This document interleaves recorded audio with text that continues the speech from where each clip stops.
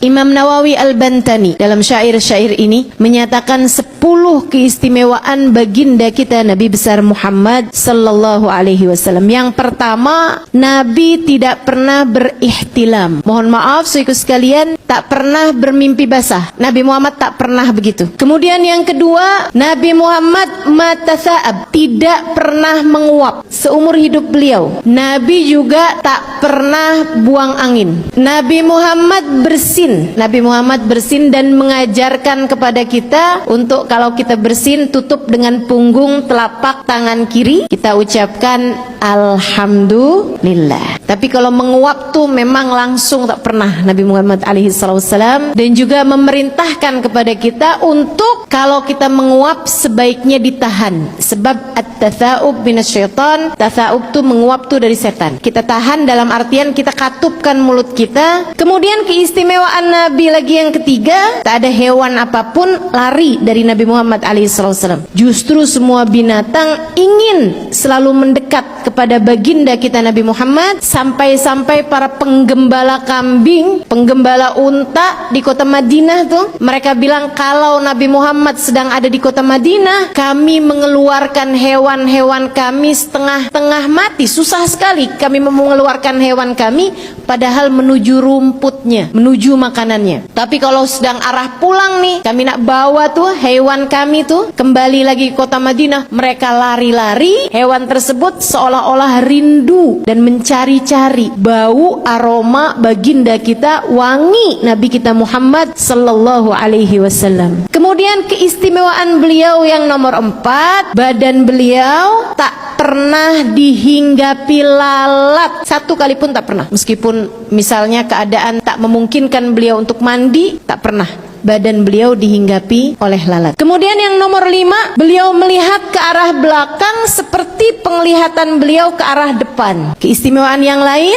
tak pernah terlihat bekas air kencingnya. Nabi Muhammad tak pernah terlihat bekas kencing beliau ataupun bekas kotoran beliau kalau langsung ke tanah ya. Seolah-olah tanah berebut dengan kotoran beliau sallallahu alaihi wasallam. Dan ini diriwayatkan oleh Sayyidina Ibnu Mas'ud. Sekalian, Ibnu Mas'ud tuh dapat tugas untuk mengawani Nabi Muhammad alaihissalam, menjadi semacam asisten buat Nabi Muhammad alaihissalam dalam urusan-urusan pribadi beliau. Ibnu Mas'ud satu waktu ditanya sama para sahabat yang ingin tahu, wahai Ibnu Mas'ud, bagaimana Nabi kalau di tengah perjalanan misalnya Nabi ingin buang hajat? Sayyidina Ibnu Mas'ud berkata, Nabi akan mencari apapun yang dapat menutupi tubuh beliau, dan Nabi tak akan buka auratnya kecuali dah sampai di tempat tersebut. Pernah satu waktu, kata Sayyidina Ibnu Mas'ud, Nabi tak jumpa apapun untuk menutup tubuh beliau karena kami di gurun pasir. Terlihat ada dari kejauhan pohon-pohonan. Nabi pun kemudian memanggilnya. Pohon itu pun datang. Kemudian Nabi Muhammad mengatakan pada mereka, aku ingin kalian menutupiku karena aku hendak buang hajat. Tutupi aku dari pandangan manusia. Pohon-pohon itu pun kemudian menutupi Nabi Muhammad alaihissalam, dan Nabi pun buang hajat di sana. Sudah itu Nabi pun minta mereka untuk kembali ke tempat semula. Ini yang katanya Imam Busiri, ja'at li da'watihil asjaru sajidatan tamshi ilaihi ala saqin bila qadami. Datang untuk panggilan Nabi pohon-pohonan. Beberapa pohon datang untuk panggilan Nabi Muhammad. Mereka pun berjalan dengan telapak kaki yang terdiri dari akar belukar. Saya jadi terfikir, jika pohon saja dipanggil Nabi datang, mengapa kita umatnya enggan untuk bersolawat, bersalam kepada Nabi Muhammad? Mengapa kita meninggalkan sunnah-sunnah Nabi Muhammad? Semoga Allah mengaruniakan kepada kita ihtimam, kepedulian kita terhadap sunnah-sunnah baginda kita Nabi Muhammad, insya Allah. Para sahabat kemudian bertanya lagi, wahai Ibnu Mas'ud, lantas siapa yang membersihkan kotoran Nabi? Beliau sendirikah atau kamu diminta Nabi untuk membersihkannya? Sayyidina Ibnu Mas'ud menjawab, bukan Nabi, bukan pula saya.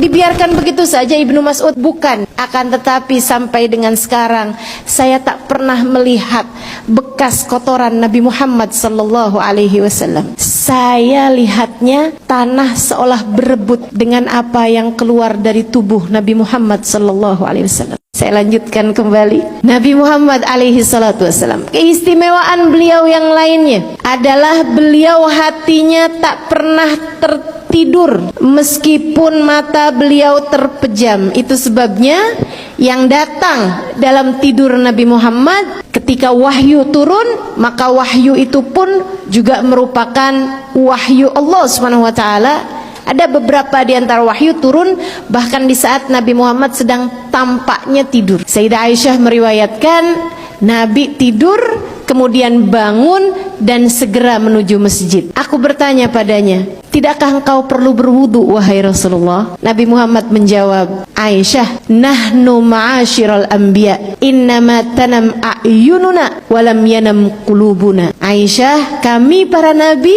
jika tertidur hanya mata sahaja yang tidur, hati kami tak pernah tertidur. Hati kami senantiasa terjaga mengingat Allah Subhanahu wa taala dan sedang siaga dalam hadapan Allah. Keistimewaan beliau yang lainnya, beliau tidak memiliki bayangan. Wala dhillun lahu bal kana nura. Nabi Muhammad tak memiliki bayangan. Bagaimana memiliki bayangan jika beliau adalah cahaya? Benda itu memiliki bayangan kalau terkena cahaya. Bagaimana mungkin cahaya memiliki bayangan? Itu sebabnya. Dan alasan yang kedua, subhanallah, para ulama mengatakan mengapa Nabi Muhammad tak memiliki bayangan? Mereka berkata sebab Nabi Muhammad cahaya. Itu satu. Yang kedua, Allah tak mau ada seseorang yang menginjak bahkan bayangan Nabi Muhammad sekalipun. Allah tak sudi ada sesiapa menginjak bayangan Nabi Muhammad SAW. Allah tak berkenan ada sesiapa menginjak walaupun hanya bayangan Nabi Muhammad sekalipun. Allah sangat memuliakan Nabi Muhammad sampai tubuh beliau tak memiliki bayangan. Kemudian kehususan beliau yang ke-9, beliau bahunya terlihat lebih tinggi daripada siapapun. Dan yang ke-10 dari kehususan beliau, beliau sudah berkhitan dari sejak kelahiran. Beliau sudah terputus pula tali pusarnya dan juga sudah bercelak mata saat beliau baru lahir ke atas muka bumi ini.